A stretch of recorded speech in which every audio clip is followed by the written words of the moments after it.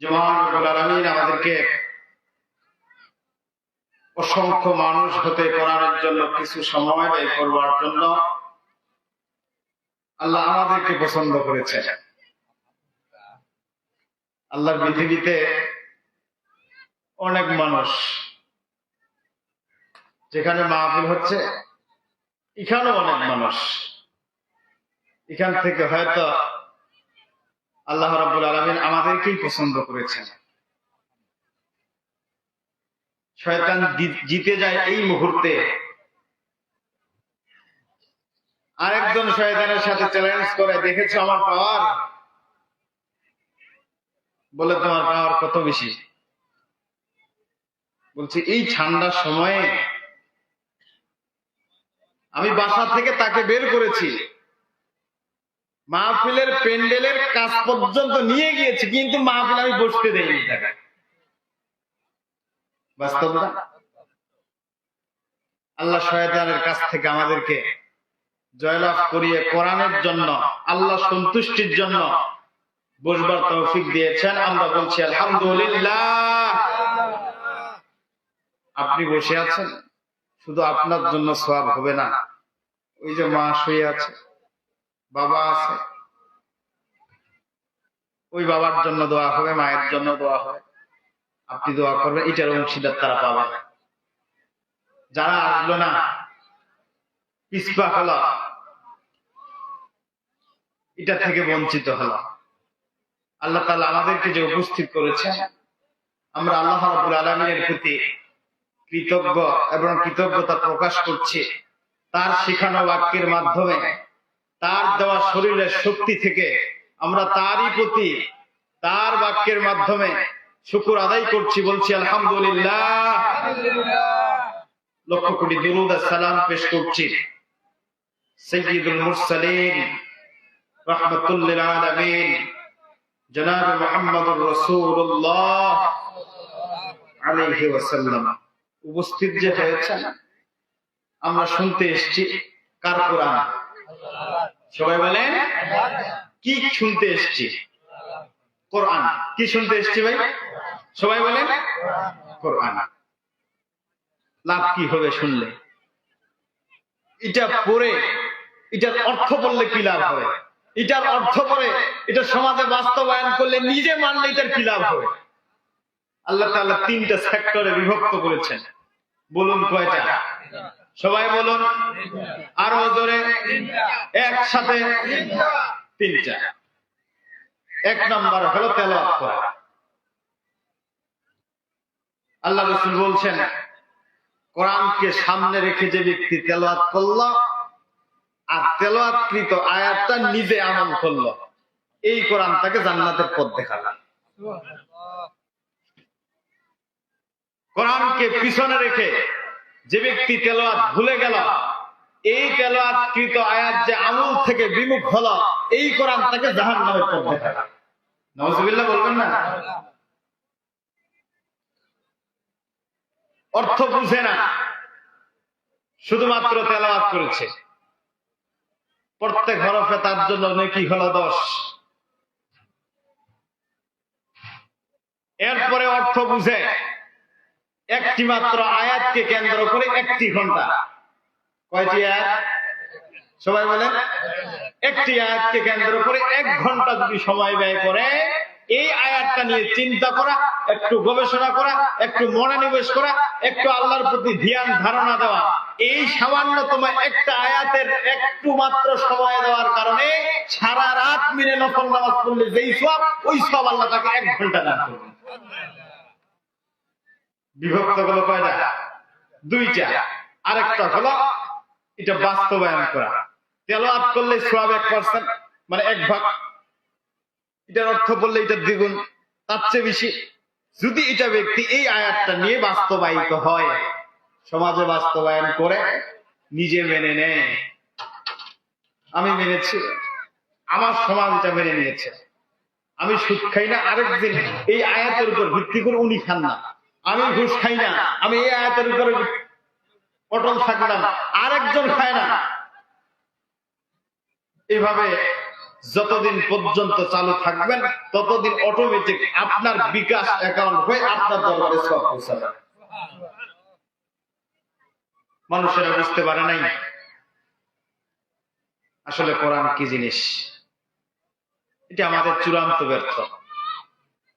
এই ব্যর্থতার বোঝা শুধু আজকে নয়, এটা দীর্ঘদিন যাবত জাহান্নাম যাওয়া পর্যন্ত ভোগ করতে হবে।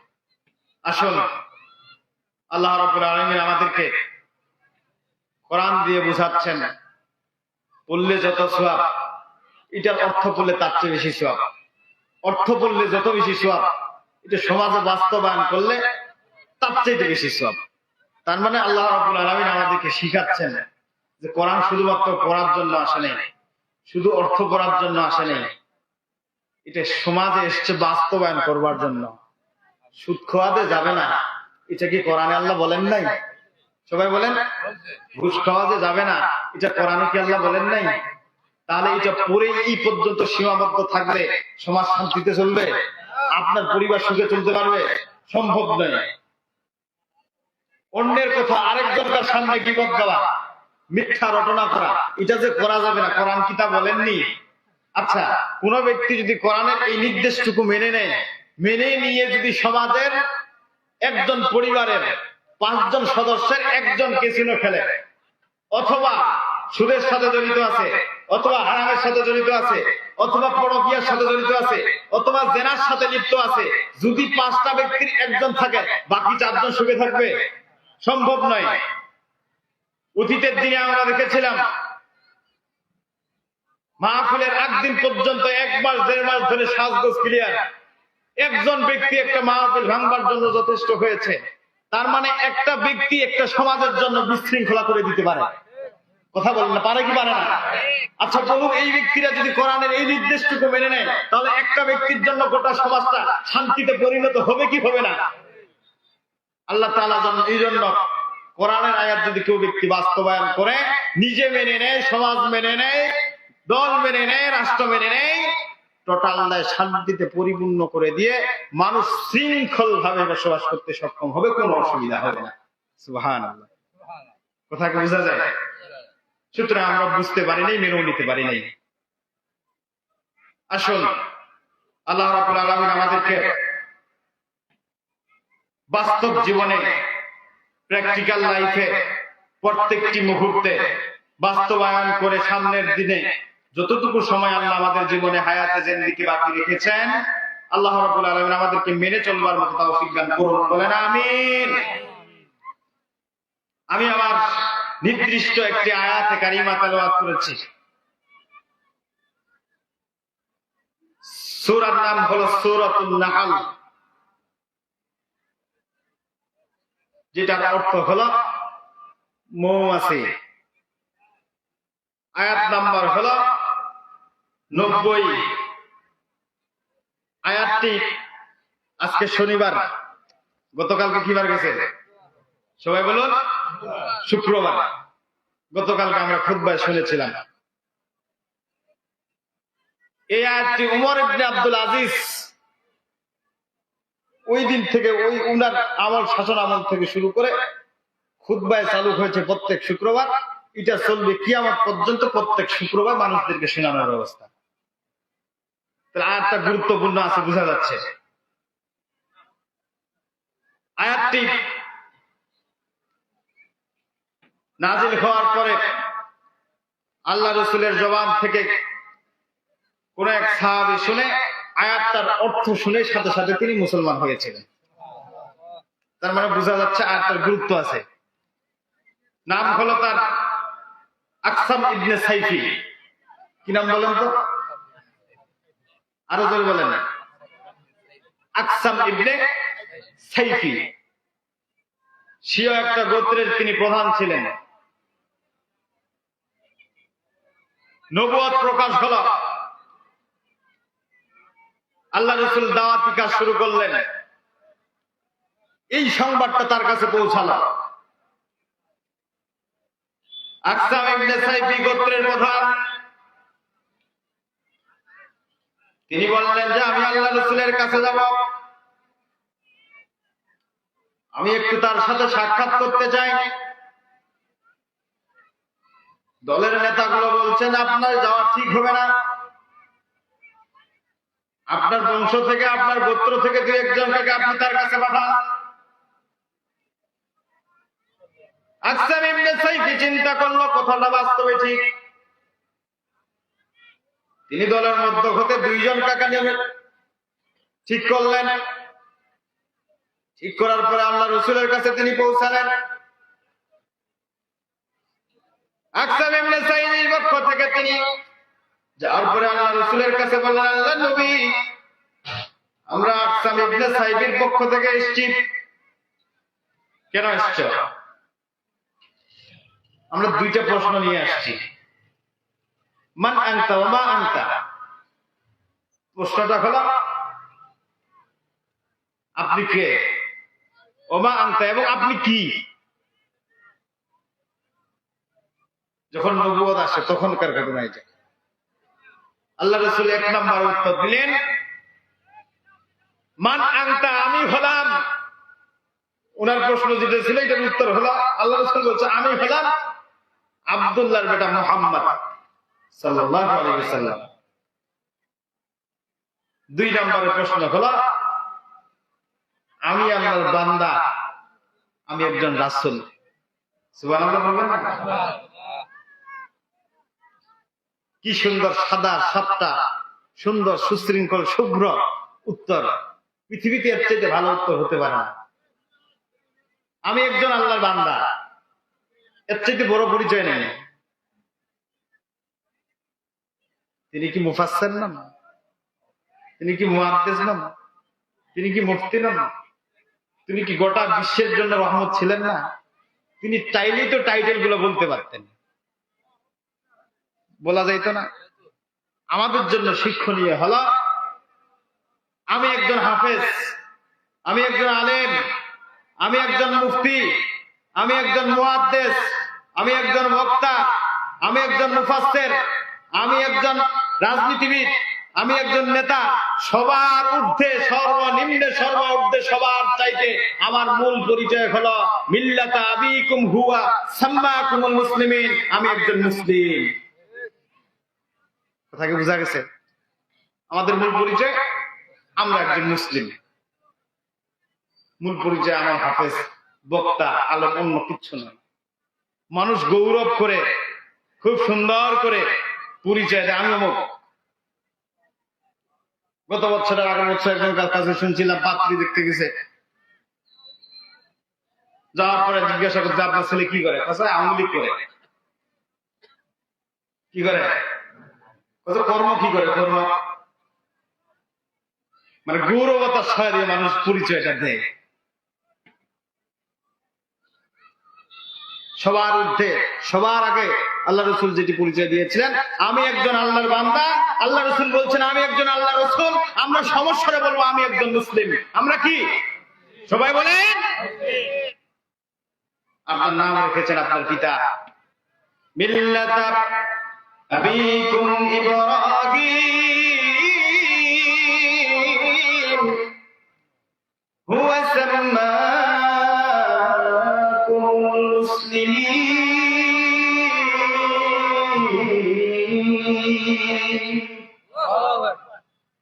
আমাদের নাম মুসলিম কে রেখেছেন? আমাদের পিতা, জাতির পিতা হযরত ইব্রাহিম আলাইহিস সালাম। নামটা কি পছন্দ মনে হয় না? কথা বলে না? এই জন্য বলা হয়েছে যারা মুসলিম দাবি করবে আসলিমু, আত্মসমর্পণ করার জন্য। আমরা একমাত্র গোটা পৃথিবীর সবার আগে আত্মসমর্পণ করব কার কাছে? সবাই বলেন আল্লাহর কাছে।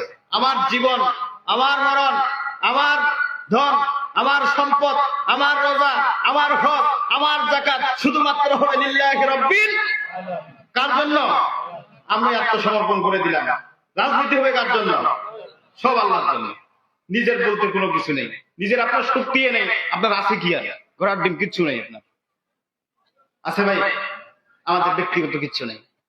শুধুমাত্র বাকি আছে 30 সেকেন্ড হার্ট ব্লক হওয়া, ট্রাকের সাথে ধাক্কা খাওয়া, এতটুকু বাকি। এর চাইতে আর কিছু আছে?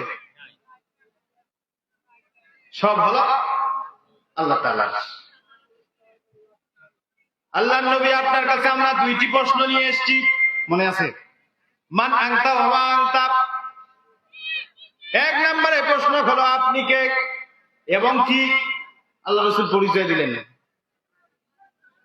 পরিচয় দেওয়ার পরে আল্লাহ রাসূল তাকে, আমি যে আয়াতটা তেলাওয়াত করেছি এই আয়াতটা আল্লাহ রাসূল তাদেরকে শোনালেন। আয়াতটা কি? শুনে নেবে। আল্লাহ নবী বললেন, শোনো একটু আয়াতটা। ইন্নাল্লাহা ইয়া'মুরু বিল আদলি ওয়াল ইহসান ওয়া ইতা'i যিল কুরবা ওয়া ইয়ানহা 'আনিল ফাহশা'i ওয়াল মুনকারি ওয়াল বাগyi ইয়া'iদুকুম লা'আল্লাকুম তাযাক্কারুন।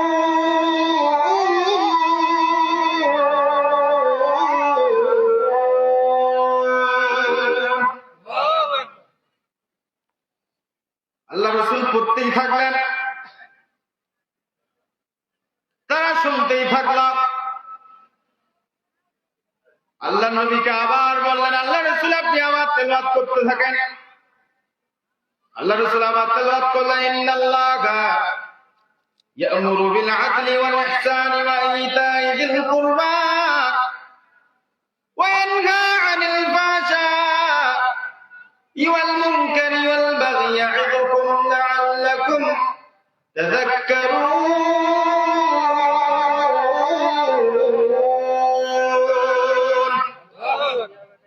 আল্লাহ নবী আবার তেলাওয়াত করতে থাকলেন, আবার তারা শুনতেই থাকলো।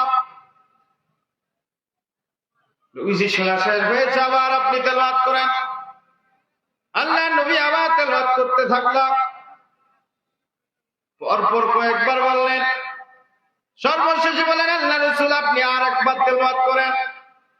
আল্লাহ রাসূল আর একবার তেলাওয়াত করলেন, ইন্নাল্লাহা ইয়া'মুরু বিল আদলি ওয়াল ইহসান ওয়া ইতা'i যিল কুরবা ওয়া ইয়ানহা 'আনিল ফাহশা'i ওয়াল মুনকারি ওয়াল বাগyi ইয়া'iদুকুম লা'আল্লাকুম তাযাক্কারুন।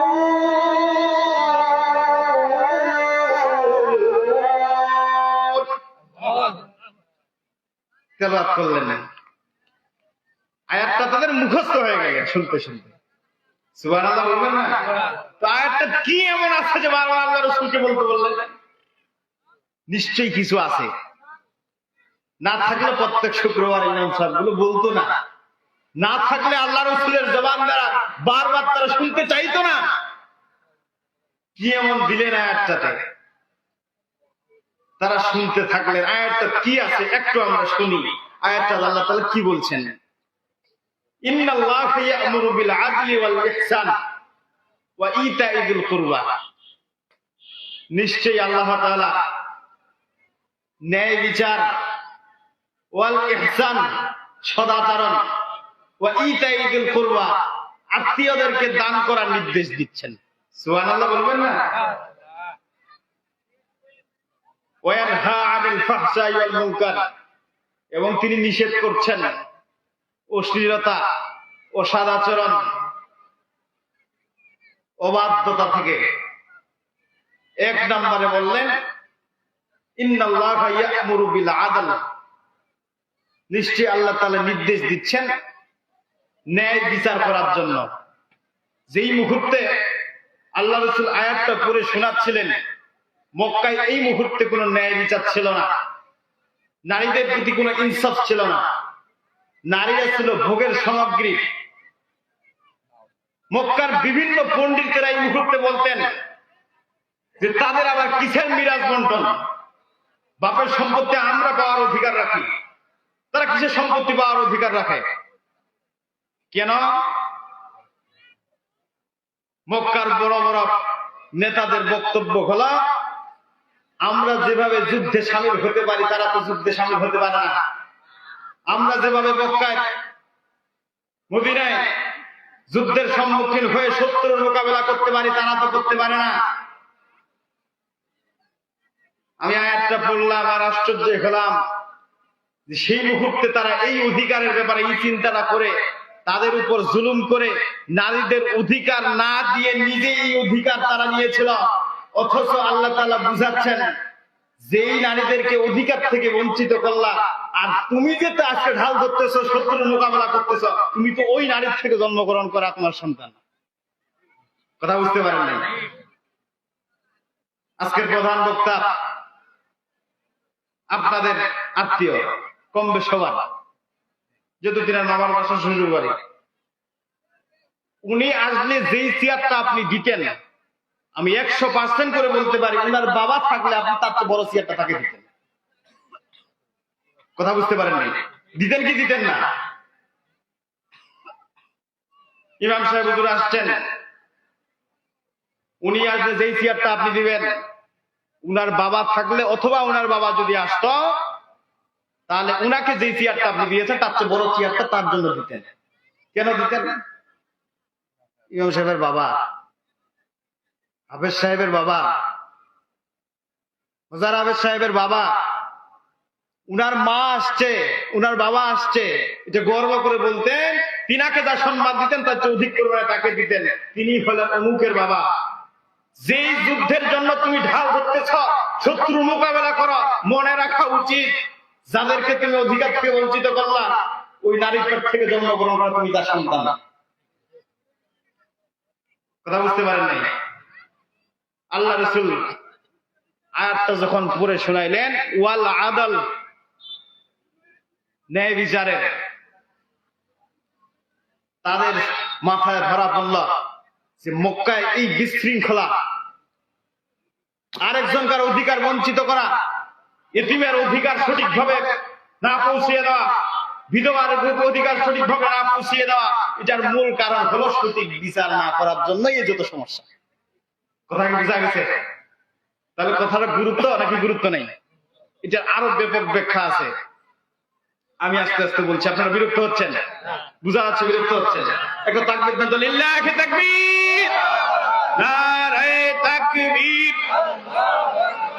আজকের মাহফিল, নারে তাকবীর। মাশাআল্লাহ। তিনি বললেন, তাদের মাথায় ধরল, আসলে কথাটা ঠিক। এর পরবর্তী আয়াত শব্দগুলোর অর্থ আরো ব্যাপক। যেই দুইজনকে পাঠানো হয়েছিল, এই দুইজন ফিরে চলে গেল। যাওয়ার পরে যেই গোত্রের প্রধান ছিল, যিনি গোত্রের মূল, যিনি পাঠিয়েছেন যেই দুইজনকে আল্লাহ রাসূলের কাছে, আকসাম ইবনে সাইফি, তিনাকে গিয়ে আয়াতটা শোনালেন। আবার তাদেরকে পড়ে শোনালেন, ইন্নাল্লাহা ইয়া'মুরু বিল আদলি ওয়াল ইহসানি ওয়া ইতা'i যিল কুরবা ওয়া ইয়ানহা 'আনিল ফাহশা'i ওয়াল মুনকারি ওয়াল বাগyi ইয়া'iদুকুম লা'আল্লাকুম তাযাক্কারুন।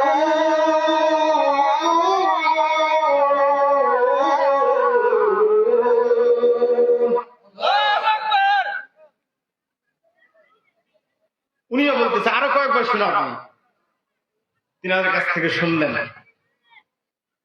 শোনার পরে তিনি ঘোষণা দিলেন, যার জবান থেকে, যার মুখ থেকে, যেই ব্যক্তির কাছে এই কথা তোমরা শুনেছ, তিনি মানুষকে সমাজের ন্যায়ের পথে আহ্বান করেছেন, অন্যায়ের পথে তিনি প্রতিবাদ করতে শিখিয়েছেন, সুতরাং তার দিনের সাথে তোমরা শামিল হয়ে যাও। সুবহানাল্লাহ। তিনি ওই দিন পড়ে নিলেন, লা ইলাহা ইল্লাল্লাহু মুহাম্মাদুর রাসূলুল্লাহ সাল্লাল্লাহু আলাইহি ওয়াসাল্লাম। এই আয়াতটা শুনে সেদিন তিনি মুসলিম হয়েছিলেন, তার অনুসারীরা মুসলমান হয়েছিল। আয়াতটার এখন গভীরতা কি আছে, এখন আয়াতটাতে আমরা প্রবেশ করি। ইন্নাল্লাহা ইয়া'মুরু বিল আদল, নিশ্চয়ই আল্লাহ তাআলা নির্দেশ দিচ্ছেন ন্যায় বিচার করার জন্য। কি বিচার ভাই? সবাই বলেন, ন্যায় বিচার। ন্যায় বিচারের ব্যাপারে তাফসীরের মধ্যে এসেছেন ইবনে আরবি রাহিমাহুল্লাহ, তিনি বলছেন সর্বপ্রথম ন্যায় বিচারের কথা যেটি উল্লেখ করেছেন সেটি হলো মানুষ এবং আল্লাহর ব্যাপারে ন্যায় বিচার সর্বপ্রথম করা। কিসের ব্যাপারে ভাই? তো আল্লাহ এবং মানুষের ব্যাপারে ন্যায় বিচার কি হয়? আল্লাহ এবং মানুষের ব্যাপারে ন্যায় বিচার এইটাই হয়। কোনটা হয়? আল্লাহ তাআলা সূরা মুতাফফিফিনে বলছেন, এখানে তাফসীরে দুই প্রকার বা এর অধিক মত ব্যক্ত হয়েছেন। কি বলছেন? আল্লাহ তাআলা বলছেন, ওয়াইলুল লিল মুতাফফিফিন আল্লাযীনা ইযা কালু আলান নাসি ইস্তাওফুন ওয়া ইযা কালুহুম আও ওয়াজানুহুম ইখসিরুন আলা ইয়াযুন্নু উলাইকা আন্নাহুম মাবউসুন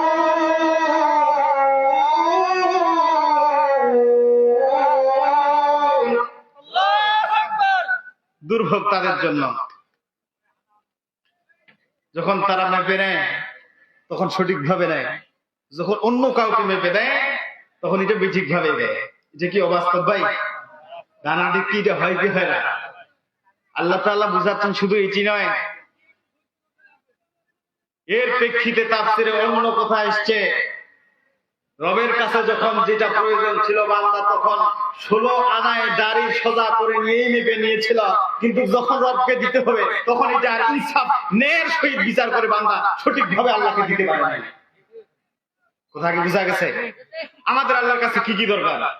সন্তান দরকার, সুখ দরকার, জমি দরকার, ঘর দরকার, বাড়ি দরকার। প্রত্যেকটার ক্ষেত্রে আল্লাহ দিয়েছেন নাকি দেন নাই? আচ্ছা, কোনটা আল্লাহ বাকি রেখেছেন? রাখেন নাই। তার মানে যখন আপনি মেপে নিলেন আল্লাহর কাছ থেকে তখন সঠিকটা আপনি মেপে নিলেন। যখন আল্লাহ দিতে হবে, নামাজও দিতে পারলেন না, হজও দিতে পারলেন না, যাকাতও দিতে পারলেন না, রাজনীতি করতে হবে, ওইটাও আল্লাহকে আপনি সঠিকভাবে বুঝে দিতে পারলেন না। তাহলে সর্বপ্রথম ন্যায় বিচারটা হবে কার সাথে? আশ্চর্য হয়ে কয়েকদিন আগে শুনলাম, আমার নিজে শোনা, যে যাচ্ছে উজু করতেছে, কয়েক নামাজ পড়তেছে, আবার নামাজ পড়তেছে, আবার উজু করে আসতেছে, আবার নামাজ পড়তেছে। পরে শোনা গেল ও নাকি জিনে টাকা দিবে চাইছে। কি যে টাকা দিবে চাইছে? মাথা খারাপ অবস্থা না? আমি কথাটা বলতাম না, আমি বললাম এই জন্য জিনে দিবাতে ধরে নেন পাইছে, 1000 কোটি টাকাও পাইছে, কোনো সমস্যা না। 1000 কোটি টাকা পাওয়াতে সে যদি সারা রাত মিলে উজু করতে পারে, ঠান্ডা পানিতে আবার নামাজ পড়তে পারে, আপনি 1000 কোটি টাকা সম্পদ গায়ে নিয়ে আসেন, অথচ আপনি 5 ওয়াক্ত ধরে শুক্রবার নামাজ পড়েন না। তাহলে ন্যায় বিচার কি আল্লাহর সাথে আপনার হয়েছে? আমার কথা বুঝতেছেন না? হয়েছে? তাহলে সর্বপ্রথম বিচারটা কার সাথে হওয়া দরকার? যে আমি কি আল্লাহর সাথে ন্যায় বিচার করতে পারলাম? ইবনে আরবি বলছেন যে প্রথম ধারা হওয়া উচিত যে আল্লাহর সাথে তার বিচার ঠিক আছে কিনা। যদি আল্লাহর সাথে তার ইনসাফ ঠিক না থাকতে পারে তাহলে পৃথিবীর আর কারোর সাথে সে ইনসাফ করতে পারবে না। যখন আল্লাহর কাছে প্রয়োজন ছিল, নামাজ নিলাম, সন্তান নিলাম, সম্পদ ছিল ওইটাও নিলাম, আরো কি দরকার ওইটাও নিলাম, শেষ সময় দেখে 4টা বেজি হয়েছে, আরেকটা আমাকে ছেলে দরকার, গরু মানে, মহিষ মানে, অমুক মানে, তমুক মানে, আল্লাহ খালিবা ছেড়ে দিস। আল্লাহ ওইটাও আশা শেষ পর্যন্ত পূরণ করলো, কিন্তু ইনসাফ ভিত্তিক ভাবে ন্যায় বিচার যে আমি বিবেকের সাথে রবের সাথে করলাম, শেষ পর্যন্ত আমি শুক্রবার ছাড়া আর কিছু নামাজে আল্লাহকে দিতে পারলাম না। ঠিক না? ঠিক। এই জন্য মহান রব্বুল আলামিন বলছেন, ওয়াইলিল লিল মুতাফফিফিন আল্লাযীনা ইযা ইক্তালুনা আলান নাসি ইস্তাওফুন ওয়া ইযা কালুহুম আও ওয়াজানুহুম ইখসিরুন।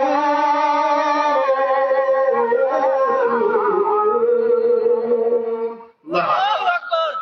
মাপে যখন নেওয়ার দরকার ছিল তখন তুমি 40 কেজি নিয়েছো, যখন অন্যের দেওয়ার কথা ছিল তখন তুমি সঠিকভাবে দিতে পারো নাই। 41 কেজি না গেলেও ধারণ 40 কেজি হয়েছে, অথচ আপনি যখন মেপে দিলেন তখন 39 কেজি আপনার গৃহস্থকে আপনি 40 কেজি পুরাই দিচ্ছেন। ঠিক না ভাই? আল্লাহ তাআলা বুঝাচ্ছেন, বান্দা আমার কাছে কি প্রয়োজন ছিল সব তোমার নেওয়া কমপ্লিট, কিন্তু আমাকে যখন দেওয়ার প্রয়োজন তখন তুমি কিছু দিতে পারো নাই। নামাজ দিতে পারো নাই, রোজা দিতে পারো নাই, হজ দিতে পারো নাই, যাকাত দিতে পারো নাই, সত্য কথা দিতে পারো নাই, কিছু দিতে পারেনি। তাহলে আমরা কি আল্লাহর সাথে ইনসাফ ভিত্তিক, ন্যায় ভিত্তিক আমরা বিবেকের সাথে বিচার করতে পেরেছি? আয়াতটার গুরুত্ব বোঝা যাচ্ছে তো নাকি? সর্বপ্রথম আল্লাহ নির্দেশ দিলেন ইন্নাল্লাহা ইয়া'মুরু বিল আদল, ন্যায় বিচার করা। এখন ন্যায় বিচার ওইটার ব্যাপারে ইমাম কুরতুবী রাহমাতুল্লাহি আলাইহি বলছেন যে এরপরে পৃথিবীবাসীর সাথে ন্যায় বিচার করা, একজন মানুষ আরেকজনের সাথে, সমাজের প্রত্যেক ক্ষেত্রে, বিশেষ করে পরিবারের ক্ষেত্রে, আত্মীয়তার বন্টনের ক্ষেত্রে, অন্যান্য ক্ষেত্রে আমাদের এমন নীতিমালা সিস্টেম আছে। বাড়ির আশপাশে যে বাড়ি ভিটারি করার মতো জমি, এগুলো ছেলেদেরকে আল্লাহর রাস্তায় আমরা জীবিত থাকতে লিখিত করে দিই, রেজিস্ট্রি করে দিই। মেয়েদের যে ভাগের ব্যাপার আছে, তখন তার বাড়ির ওই যে বাসবাড়িতে মোথা একটা বাসের থো আছে, ওই যে তার ভাগ আছে না ভাই? তাহলে এই বিচারটাকে আমরা সঠিক করেছি। ইন্নাল্লাহা ইয়া'মুরু বিল আদল, আল্লাহ বলছেন ন্যায় বিচার করো, সঠিক বিচার করো। ভূতে টাকা দিতে চেয়েছে, এই জন্য সারা রাত যদি নামাজ পড়ার প্রয়োজন হয়, গোটা পৃথিবী কয়েকবার বিক্রি করে দিলেও জান্নাতের একটা খুঁটির সমান হবেন না। ওই জান্নাত তোমার রব তোমাকে দিতে চেয়েছেন, অথচ ওই জান্নাতের জন্য একটু সময় আল্লাহর জন্য হয় না, ঠিক না?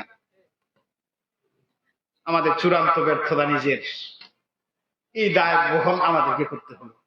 যদি আমরা সঠিক বিচার না করতে পারি, তাহলে আমরা আজকে থেকে সঠিক বিচারদাতা হব। আল্লাহ আমাদেরকে কবুল করুন, বলেন আমিন। আল্লাহ আমাদেরকে অনেক দিয়েছেন, এবার আমরা আল্লাহকে দিতে চাই। কি দিতে চান? আমার মা বোনেরা শুনছেন, পাশের বাড়ির থেকে টিফিন বাটি করে যদি কোনো তরকারি দেয়, এই টিফিন বাটিটাকে খালি দেন? খালি দেন না? বেটির বাড়ি থেকে আপনার মুরগা জবাই করে দিয়ে এই গোস্ত, এই পোলাও আপনাকে দিয়ে পাঠিয়েছেন, বেয়ে বেআনিকে খালি টিফিন বাটিতে পাঠাতেন? কেন দেন না? দেওয়া যাবে না, এটা দেওয়া যায় না, এটা সমাজ বলে না, এটা আমার বিবেক বলে না, এইভাবে দেওয়া যায় না। কোন ব্যক্তি যদি আল্লাহকে সঠিকভাবে বিবেক দিয়ে ন্যায় ইনসাফ ভিত্তিক বিচার করে কোনো কিছু আল্লাহ সন্তুষ্টির জন্য, হোক নামাজ, হোক রোজা, হোক যাকাত, যাহা কিছুই হোক না কেন, যদি আল্লাহকে দেয়, যা আপনি দিয়েছে এটা ডবল আল্লাহ আপনাকে ফিরিয়ে দিবেন। এই বিশ্বাস আছে তো আপনাদের? পৃথিবীতে যদি বাড়ি ফাঁকা না আসে, আখিরাতে আল্লাহ বাড়ি আপনাকে ফাঁকা দিবেন না, ফাঁকা রাখবেন না, আল্লাহ স্পেশাল আপনাকে দিবেন। পৃথিবীতে যদি আপনি আল্লাহকে না ভুলেন, ফজরের এই কঠিন ঠান্ডার মুহূর্তে আপনি লিখে রাখেন, আল্লাহ আপনাকে ভুলবেন না। এটা কোরআনের কথা। মহান রব্বুল আলামিন বলছেন, ওয়ালা কাযালিকা আতাতকা আয়াতুনা ফানাসিতাহা ওয়া কাযালিকা আল-ইয়াওমা তুনসা।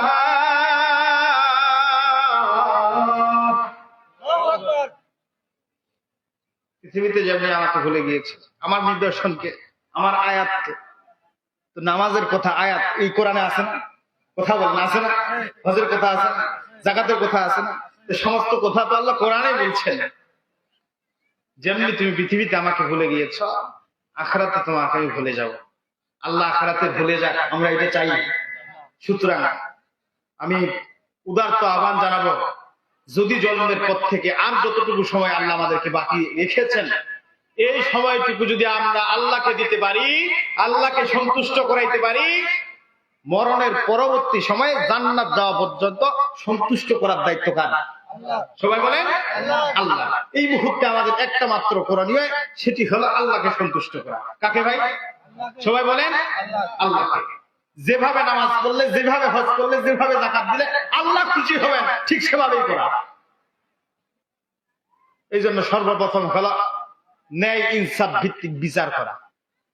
যদি ইনসাফ ভিত্তিক বিচার ব্যবস্থা আপনার পরিবার থেকে শুরু করে রাষ্ট্র পর্যন্ত সব জায়গায়, এই জায়গাগুলোতে থাকতো, তাহলে সুশৃঙ্খল, শুভ্র, সুন্দর একটি সমাজের বাসস্থান হতো, যেটা হতো মানুষের সমাজ, এটা পশু পাখির সমাজ হতো না। কিন্তু ইনসাফ ভিত্তিক, বিবেক ভিত্তিক, ন্যায় ভিত্তিক বিচার ব্যবস্থা নাই বিধায় মানুষকে আরেকজন মানুষ পাথর দিয়ে থেতলায় হত্যা করে।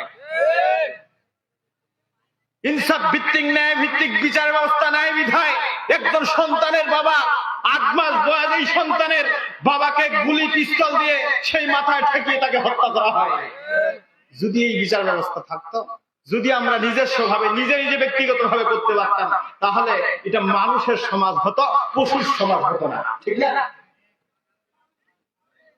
যেই সময় নাযিল হয় আল্লাহ রাসূলের কাছে, ওই মুহূর্তে ওই সময়টা পশুর সমাজ হিসেবে বিবেচিত ছিল, মানুষের সমাজ নয়।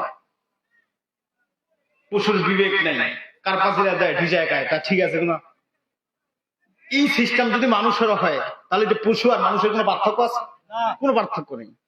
এই জন্য ইনসাফ ভিত্তিক বিচার, ন্যায় বিচার প্রত্যেকের মাঝে থাকা দরকার, নাকি দরকার না? আল্লাহ আমাদেরকে কবুল করুন, বলেন আমিন।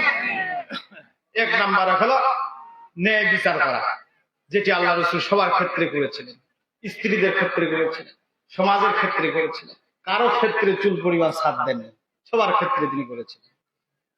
দুই নাম্বারে হলো ওয়াল ইহসান। এখানকার ইহসানের ব্যাখ্যা হলো মানুষদের সাথে সদ আচরণের চাইতে নিজের ব্যক্তিগত যত আমল আছে এই আমলের প্রতি যত্নবান হওয়া। কি হওয়া ভাই?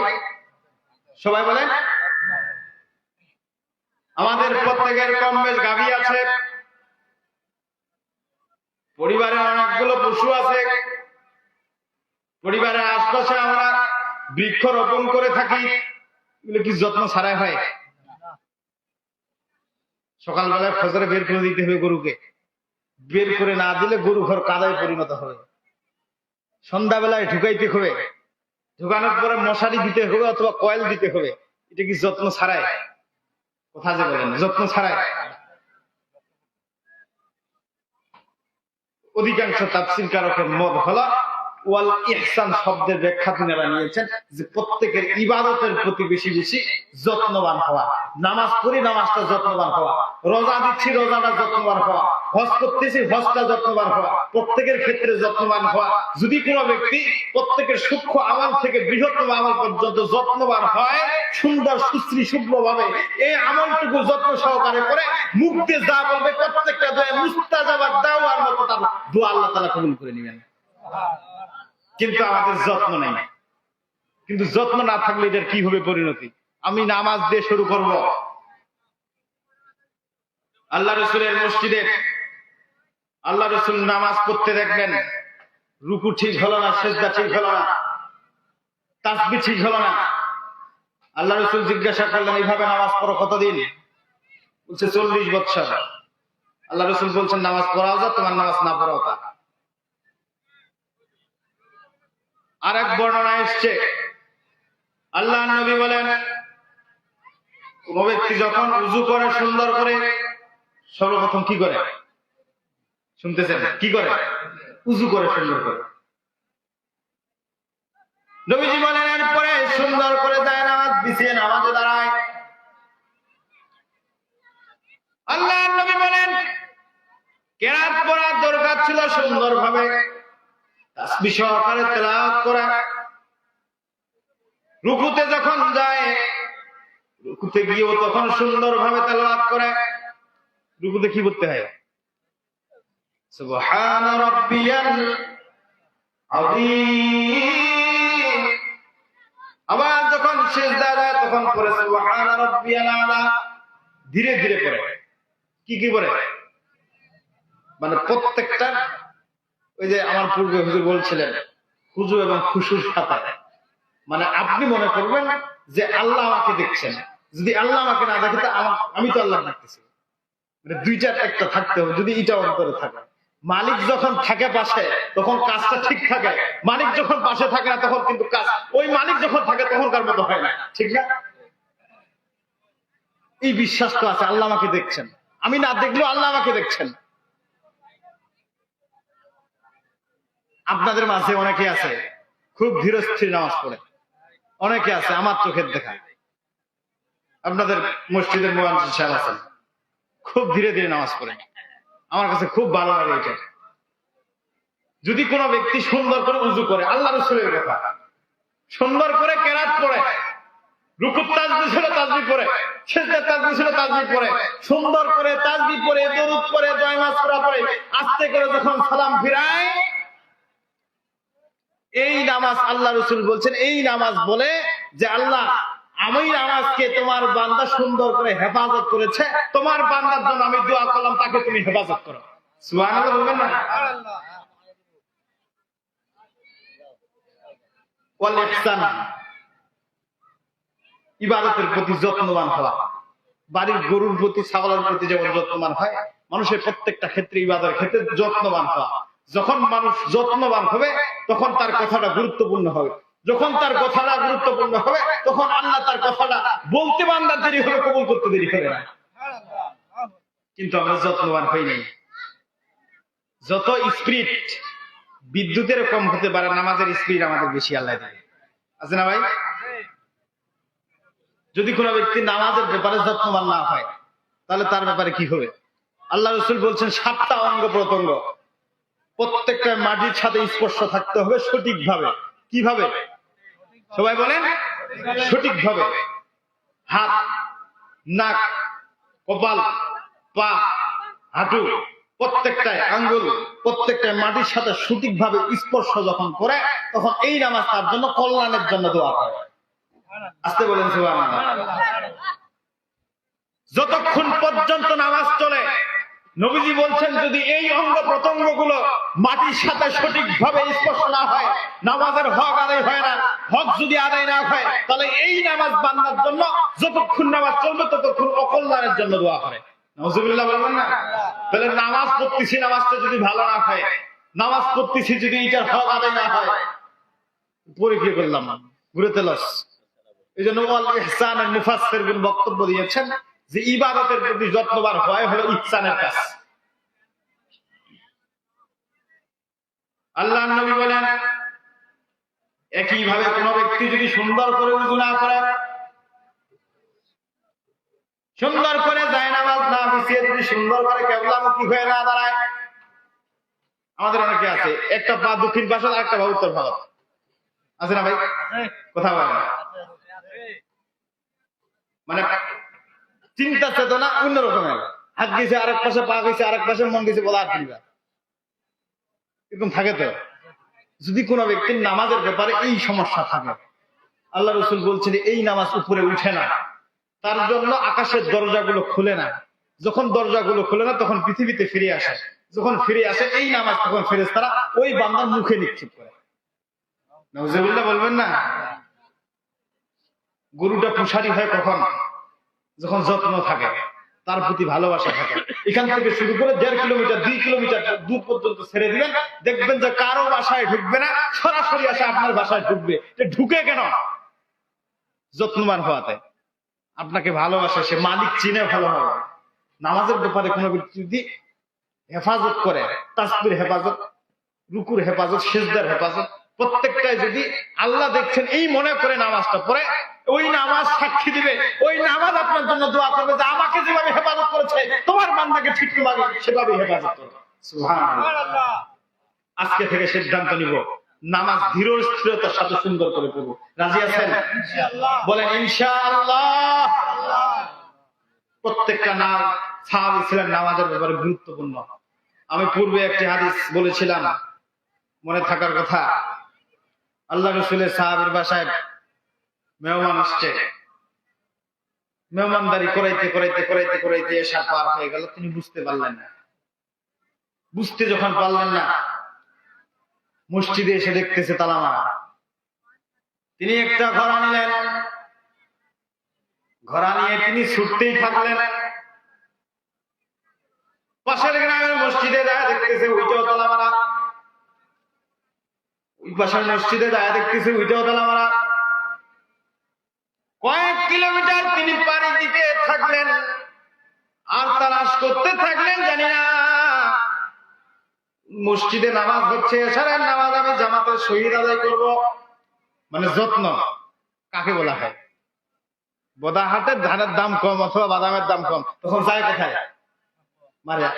কোনটা যায়? মারে। মানে 2 টাকা বেশি পাওয়া যায়। তো জামাত ছাড়া পড়া আর জামাতের শহীদ পড়া তিনি গুরুত্ব বুঝাচ্ছেন। তিনি ঘোড়া নিয়ে ছুটতে থাকলেন চারপাশে, কোথায় নামাজ হচ্ছে একটু দেখি। ঘুরতে ঘুরতে কয়েকটি মসজিদে অবস্থান করলেন, দেখলেন কোথাও নামাজ নাই, সব জায়গায় নামাজ শুরু হয়েছে। তিনি হতাশ হয়ে ফিরে আসলেন। আসার পরে চিন্তা করলেন যে জামাতে শহীদ নামাজ পড়া মানে 27 গুণ। তিনি এক এক করে পড়তে থাকলেন। পড়তে পড়তে 27 বার বললেন। পড়ার পরে তিনি ঘুমিয়ে পড়লেন। পড়ার পরে তিনি স্বপ্নে দেখছেন যে একটা ঘোড়ার রেস হচ্ছে, তিনি অংশগ্রহণ করেছেন। ঘোড়া দৌড় হয় না আপনাদের এখানে? কয়েকবার হয়েছিল মনে হয়। তিনি লক্ষ্য করলেন যতগুলো ঘোড়া রেসে সামিল হয়েছে, আমার ঘোড়াটা সবচেয়ে বেশি শক্তিশালী, আমার ঘোড়াটা সবচেয়ে বেশি দামি। বাঁশিতে যখন ফু দেওয়া হলো, তিনার ঘোড়া সবচেয়ে লেজি হয়ে গেলেন, বাকিগুলো দৌড় দিলেন। এত জোরে দৌড়াচ্ছেন, এত সাঁতার দিয়ে মারছেন, কোনো কাজ হচ্ছে না, তাদের সাথে কুলায় উঠতে পারতেছে না।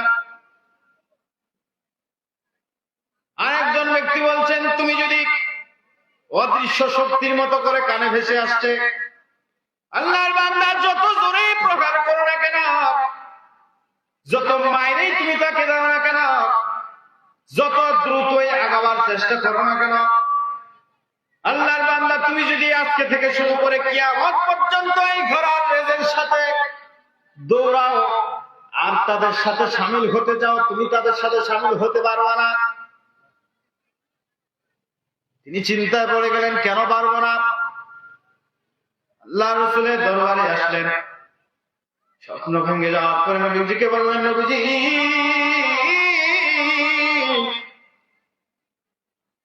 মেহমান আসার কারণে নামাজ পড়তে পারি নাই জামাতের সহিত। পরে বের হয়েছিলাম, জামাত সব জায়গায় বন্ধ হয়েছে। বের হলাম ঘোড়া নিয়ে, কয়েক কিলোমিটার পাড়ি দিলাম। পাড়ি দেওয়ার পরে দেখলাম সব জায়গায় নামাজ শেষ হয়েছে। ফিরে আসলাম, কয়েকবার নামাজ পড়লাম। স্বপ্ন দেখলাম রেস দিচ্ছি, তাদের সাথে কুলায় উঠতে পারতেছি না। বলতেছে কিয়ামত পর্যন্ত দৌড়াইলে তুমি পারবা না, আমাদের সাথে শামিল হতে পারবা না। কেন পারবেন না? তিনি বলেছিলেন তুমি এশারের নামাজ জামাতের সহিত আদায় করো নাই, আর আমরা এশারের নামাজ জামাতের সহিত আদায় করেছি। বুঝালেন। আল্লাহ রাসূল বললেন যে ওনারা তোমার আগে দ্রুত জান্নাতে যাবে, তুমি তাদের সাথে জান্নাতে যেতে পারবা না। সুবহানাল্লাহ বলবেন না? মানে ইবাদতের প্রতি গুরুত্ব। টিফিন বাটি খালি আসে না, আপনি যেমন আল্লাহ দিবেন আল্লাহ ঠিক ততটুকুই আপনাকে ফেরত দিবে। শুধু 1 গুণ নয়, 10 গুণ, 10 গুণ থেকে 600 গুণ বৃদ্ধি করে আল্লাহ আপনাকে জান্নাতে ফেরত দিবে। সুবহানাল্লাহ বলবেন না? আমরা ফেরত পেতে চাই তো ইনশাআল্লাহ, বলেন ইনশাআল্লাহ। আল্লাহ আপনাদেরকে কবুল করুন। ওয়াল ইহসান, ইবাদতের প্রতি যত্নবান হওয়া। সুবহানাল্লাহ বলতেছেন, একটু ধীরে ধীরে সুন্দর করে পড়েন। আলহামদুলিল্লাহ পড়তেছেন, সুন্দর করে পড়েন, বাক্যগুলো উচ্চারণ। আল্লাহু আকবার পড়তেছেন, একটু সুন্দর করে পড়েন। জামাটা সুন্দর করে পড়েছেন, এটা রাসূলের সুন্নাত। যত ময়লা কাপড় হয় ওই শুক্রবারের কাপড়লাই বেশি হয়, ঠিক না ভাই? অন্যান্য কাপড় কিন্তু এত ময়লা হয় না। আপনি আল্লাহর দরবারে যাচ্ছেন, আল্লাহর পায়ে সিজদা দিতে যাচ্ছেন, আল্লাহর কাছাকাছি হচ্ছেন, আপনি নোংরা কাপড় নিয়ে যাবেন? আপনি ইবাদতের প্রতি যত্নবান হন। যদি আপনি যত্নবান হন, যত্ন সহকারে ইবাদতটুকু করেন, এই ইবাদত হয় আপনার জন্য সাক্ষ্য। সুবহানাল্লাহ। আরবি ভাষায় আল্লাহ কোরআন নাযিল করেছেন। আরবিতে যত বেশি কণ্ঠ দেওয়া যায়, যত বেশি সুর দেওয়া যায়, যত বেশি মজা লাগে, পৃথিবীতে এমন কোন ভাষাতে, এমন কোন গানে, এমন কোন মুগ্ধতা আর কেউ ছড়াইতে পারে? তাহলে এই ভাষা দিয়ে আপনি কোরআন তেলাওয়াত করতেছেন, একটু সুন্দর করে পড়বেন না? একটু ভালো করে পড়বেন না? না পারলে আরেকজনকার দ্বারা শিখে নেবেন না? শিখে নিয়ে হলো সুন্দর করে টান দিয়ে আপনি পড়বেন না? আমার বড় ইচ্ছা করে বলতে, ইংলিশ প্রাইভেট, গণিত প্রাইভেট, ম্যাথমেটিক্স, সায়েন্সের আর যত সাবজেক্ট আছে, কমার্সের যত সাবজেক্ট আছে, আর্টসের যত সাবজেক্ট আছে, যত সন্তানকে নিজে পড়েছি অথবা সন্তানকে প্রাইভেট দিয়েছিলাম, এর অর্ধেক কি আমরা কোরআনের ব্যাপারে একটা প্রাইভেট দিয়েছিলাম? বলেন না যে সবাই দিয়েছিলাম? যদিও দিছি হুজুর 3 মাসে বাকি, ওই ভয়তে আর প্রাইভেট করবো আসে না, ঠিক না? আমি বাস্তব প্রমাণ, আমি 2 মাস পড়াইলাম অনেক আগে। পড়ার পরে কুরবানি ঈদ আসলো, আসার পরে করে হুজুর কুরবানির সময় একটু কুরবানিটা দিয়ে কুরবানি পরে নিলে হয় না? বুঝো হয় কেন হবে না? 2 মাস বাকির পরে কুরবানি ঈদ আসবে, কুরবানি দিবে, হুজুরের টাকা বাকি থাকে দিল, দেওয়ার পরে পরবর্তী সময় হুজুর ইজা রাখেন না, আপনার তো লোক নেই, ইলে হবে আছে না? ওই হুজুর যাবে আর কোনোদিন ওর বাড়ি? আমি স্পষ্ট ভাষায় বলি, নূর শব্দের অর্থ হলো আলো, ইসলাম শব্দ হলো স্বাভাবিকভাবে শান্তি, তো শান্তির আলো। তো এই আলো যদি পরিবারে না থাকে, সমাজে না থাকে, মানুষের অন্তরে না থাকে, ওই পরিবার, ওই সমাজ, ওই মানুষ, ওই ব্যক্তি, ওই হুজুর, ওই বক্তা শান্তিতে থাকবে না, সম্ভব নয়। কিন্তু ক্লাস 1 থেকে শুরু করে ভার্সিটির মাস্টার্স ক্লাস পর্যন্ত যদি ইসলাম শিক্ষা বই থাকে, তাহলে এই সাবজেক্টটা 4 সাবজেক্ট হিসাবে, মানে ইটের প্রাইভেট পড়া লাগে কি তাতে? তার মানে এমন ভাবে কালা কৌশল করে এই ইসলাম নামক শান্তিটাকে 4 সাবজেক্ট হিসেবে রেখে দেওয়া হয়েছে, বাকিগুলোতে প্রথম অবস্থায় রেখে দেওয়া হয়েছে। আল্লাহ চিন্তা করলেন, তোমার যত শান্তি, তোমার যত সুখ ওই 4 সাবজেক্টে থাকবে, কিন্তু এই প্রথম অবস্থায় তোমার পরিবার, তোমার রাষ্ট্রে কোনো জায়গায় তোমাকে শান্তি দেওয়া হবে না।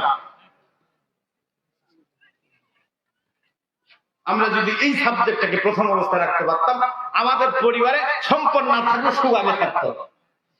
কথা বুঝেন না? বুঝে যদি ইসলাম শিক্ষা বইটাকে ইংলিশের আগে রাখতে পারতাম, বাংলার আগে রাখতে পারতাম, গণিতের আগে রাখতে পারতাম, যে এই সাবজেক্টে ফেল করলে সব সাবজেক্ট ফেল হয়ে যাবে, সুতরাং সম্পদ না থাকুক, আর অন্য কিছু না থাকুক, পরিবারে আর অন্য কিছু না থাকুক, কিন্তু শান্তি আগে থাকতো।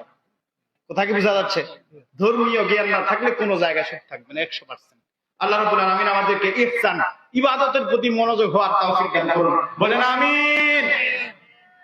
ওয়া ইতাই বিল কুরবা, এরপরে বলছেন আত্মীয়তার সম্পর্ক ঠিক রাখা। কি ভাই? সবাই বলেন আত্মীয়তা, যেটি পূর্বে বলেছেন বিবেক দিয়ে বিচার করা, ন্যায়ের সাথে বিচার করা। লা ইয়াদখুলুল জান্নাতা কাতি', কোন ব্যক্তি যদি আত্মীয়তার সম্পর্ক বিচ্ছিন্ন করে, আল্লাহ তাকে জান্নাত দিবেন না। কি দিবেন না? কথা তো বলেন না, কি দিবেন না? জান্নাত দিবেন না। আবু হুরায়রা রাদিয়াল্লাহু তাআলা আনহুর মজলিস, তিনি হাদিস শোনাচ্ছিলেন, ঠিক আপনারা যেভাবে বসে আছেন এইভাবে বসে আছে সবাই। আল্লাহ রাসূলের সাহাবী আবু হুরায়রা রাদিয়াল্লাহু তাআলা আনহু বললেন যে, আমার মজলিসে কোন ব্যক্তি যদি আত্মীয়তার সম্পর্ক ছিন্ন করে থাকো, মজলিস থেকে বের হয়ে চলে যাও। সবার মধ্য হতে এক কোণ থেকে এক আল্লাহর বান্দা উঠে চলে গেল। যাওয়ার পরে সোজা ডাইরেক্ট তিনি তিনার ফুপুর কাছে গেলেন, যাওয়ার পরে মাপ চাইলেন। মাপ চাওয়ার পরে ফুপু জিজ্ঞাসা করলেন যে, হঠাৎ করে তোমার এই পরিবর্তন কেন?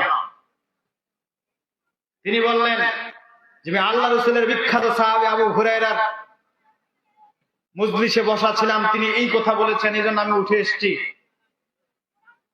তিনার ফুপু সহকারে তিনি আসলেন। আসার পরে আবু হুরায়রা রাদিয়াল্লাহু তাআলা আনহুকে জিজ্ঞাসা করলেন যে, এই কথা আপনি কেন বললেন?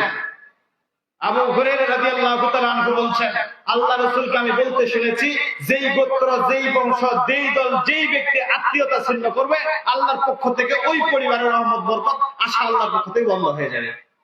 আল্লাহু আকবার। এই জন্য আমি এই কথাটা বলেছি, তিনি আত্মীয়তার সম্পর্ক ঠিক করে নিলেন। এই জন্য ইনসাফের সহিত বিচার করা, যে যতটুকু সম্পদ পায় তাকে অতটুকু সম্পদ দেওয়া। আমার এক নিকট আত্মীয় মায়ের দীর্ঘদিন সেবা করলো। সেবা করার পরে মুমূর্ষু অবস্থায় মায়ের ছেলের হাতে যখন মায়ের মুখ অথবা কাঁধ ছিল, এমন মুহূর্তে মা বলছে, বাবা তুমি আমার দীর্ঘদিন সেবা করলা, অন্য ছেলেরা তো এই কষ্টটা করলো না, তো অন্য ছেলেরা তো কষ্টটা করলো না, তো তোমাকে আমি কি দিব? আমার পক্ষ থেকে তোমাকে আমি 1 বিঘা মাটি রেজিস্ট্রি করে দিতে চাচ্ছি, তুমি কি বলো? উনি বলছে, না, এটা ইনসাফ ভিত্তিক বিচার নয়, মায়ের সেবা করা আল্লাহর পক্ষ থেকে, এটা আমার দায়িত্ব এবং কর্তব্য। তোমার কাছ থেকে অন্য ভাইকে ঠকিয়ে জমি ক্রয় করা অথবা জমি রেজিস্ট্রি করা, এটা আমার কর্তব্য নয়। কথা কি বোঝা গেছে?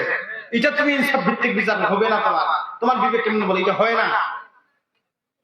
মায়ের প্রতি সেবা করতে হবে, এটা আল্লাহর পক্ষ থেকে, এটা আমার দায়িত্ব, আমাকে এটা করতেই হবে। তুমি জমি দিলেও করবো, না দিলেও এটা আমাকে করতে হবে, ঠিক না?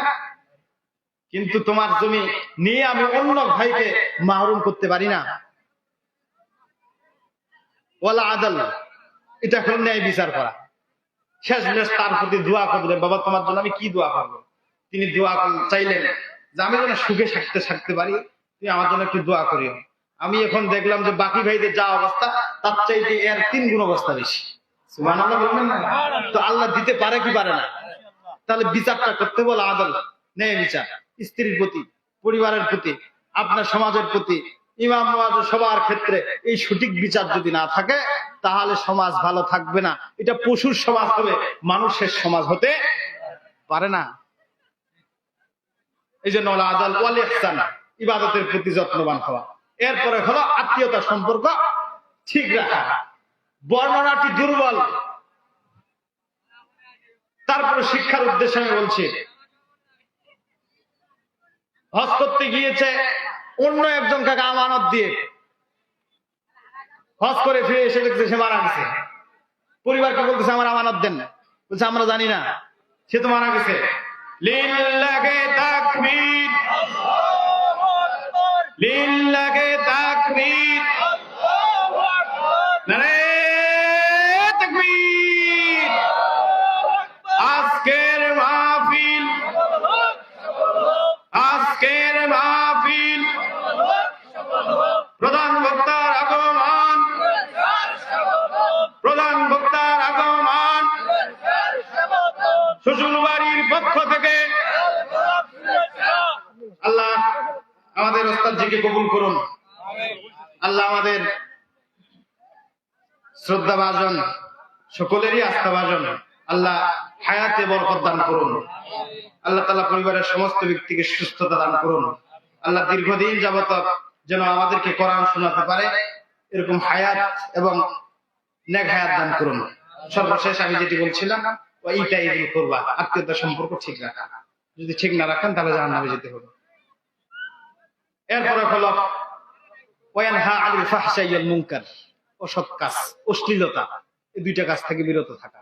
এটা অনেক ব্যাখ্যা, আমি যতটুকু বলেছি আল্লাহ রাব্বুল আলামিন আমাদেরকে এটার উপর আমল, আমাকে এবং আপনাকে সকলকে করবার মতো তৌফিক দান করুন। আমরা যেন আত্মীয়তা সম্পর্ক ঠিক রাখতে পারি। ইন্নাল্লাহা ইয়া'মুরু বিল আদল, আমরা যেন ইনসাফের সহিত আল্লাহ এবং পৃথিবীর মানুষদের সাথে, বিশেষ করে আপনজনদের সাথে ন্যায় ইনসাফের সহিত বিচার করতে পারি। আল্লাহ তৌফিক দান করুন। ইবাদতের প্রতি যত্নবান হতে পারি, বিশেষ করে নামাজের ক্ষেত্রে। যত বেশি যত্নবান হব তত বেশি নামাজ আমাদের জন্য যত্নবান হবে।